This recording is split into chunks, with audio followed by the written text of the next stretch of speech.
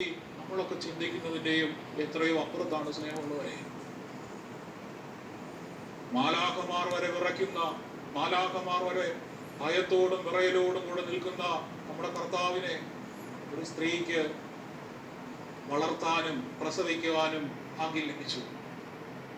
അതുകൊണ്ട് തന്നെ അവൾ ഭാഗ്യവതിയാണ്. അതുകൊണ്ട് തന്നെ അവൾ അനുഗ്രഹിക്കപ്പെട്ടവളാണ്. ഇനി നമുക്ക് വീണ്ടും നമ്മുടെ വിഷയത്തിലേക്ക് വരാം. സ്നേഹമുള്ളവരെ, കർത്താവ് അരുളി ചെയ്ത കാര്യങ്ങൾ നിറവേറുമെന്ന് വിശ്വസിച്ചവൾ ഭാഗ്യവതി.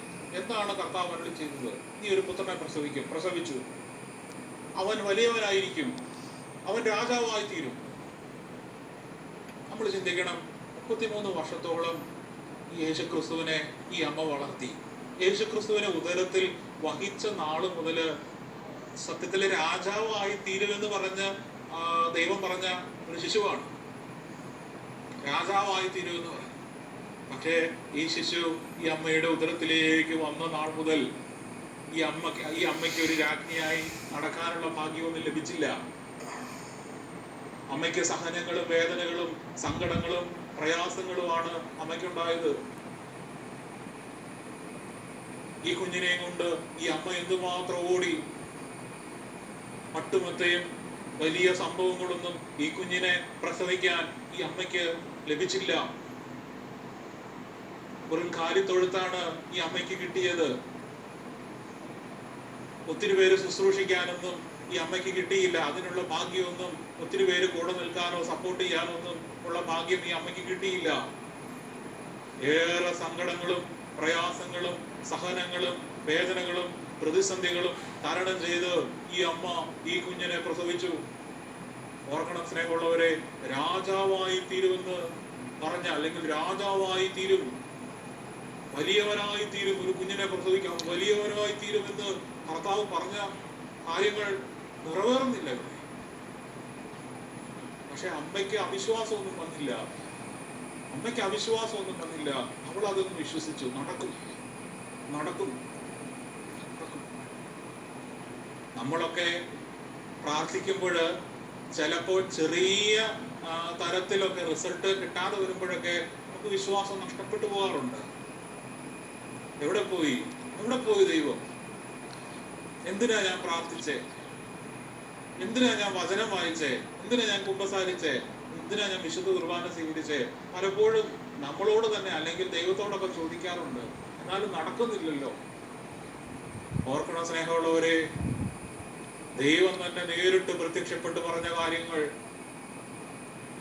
അമ്മ കണ്ണും കൂട്ടി അങ്ങ് വിശ്വസിച്ചു.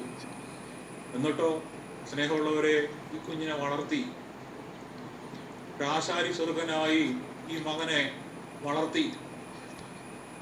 അതിനുശേഷം നമ്മൾ കാണുന്നത് അതിലും രാജാവായി തീരും എന്ന് പറഞ്ഞ കാര്യമാണ്.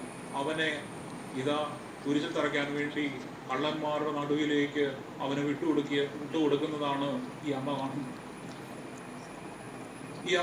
ആര് രാജാവായി തീരുമെന്ന് ദൈവം പറഞ്ഞ അരുളപ്പാടുകൾ ഒന്നും തന്നെ നടക്കുന്നില്ല. അവനെ ഇതാ അവന്റെ വസ്ത്രങ്ങൾ ഉരിഞ്ഞെടുത്ത് അവനെ ചാട്ടവാറിനടിച്ച് വലിയൊരു മരക്കുരിശും അവന്റെ തോളിൽ വെച്ചു കൊടുത്തുകൊണ്ട് അവനെ കാർക്കിച്ചും തുപ്പിയും ആട്ടിയും പരിഹസിച്ചും നിന്ദിച്ചും ഒക്കെ കുറെ ആളുകള് ഒരു മലമുകളിലേക്ക് ഈ രാജാവായി തീരുമെന്ന് പറഞ്ഞ ഈ അമ്മയോട് പറഞ്ഞ ഈ മകനെ കൊണ്ടുപോകുന്നതാണ് ഈ അമ്മ കാണുന്നത്. അമ്മയ്ക്ക് വേണമെങ്കിൽ അവിശ്വസിക്കാമായിരുന്നു. കുറെ വർഷങ്ങൾക്ക് മുൻപ് ദൈവത്തിന്റെ അരുളപ്പാട് എനിക്ക് കിട്ടിയത് ഇവൻ രാജാവായി തീരുമെന്നല്ലേ. പക്ഷെ ഇതാ ഇവനെ കുരിശിൽ തറയ്ക്കാനായിട്ട് കൊണ്ടുപോകും. അവനെ കാൽവറിയുടെ മലമുകളിലേക്ക് എത്തിച്ചു. സ്നേഹമുള്ളവരെ, അവന്റെ കരങ്ങളിലേക്കും കാലുകളിലേക്കും അണി അടിച്ചു കയറ്റി. മുൾക്കിരീടമാണ് ശിരസിലേക്ക് വെച്ചു കൊടുത്തത്.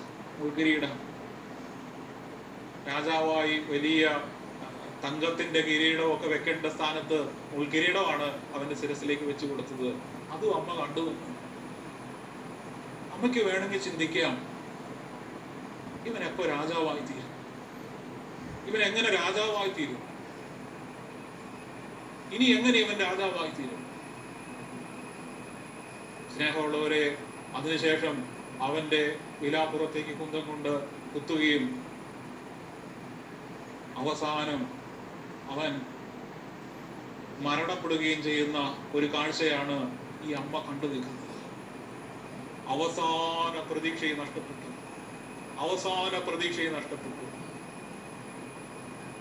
സ്നേഹമുള്ളവരെ, നമ്മളൊക്കെ ആണെങ്കിലോ ഈ സ്ഥാനത്ത്, നമ്മുടെയൊക്കെ വിശ്വാസം അപ്പോൾ തന്നെ നഷ്ടപ്പെടും.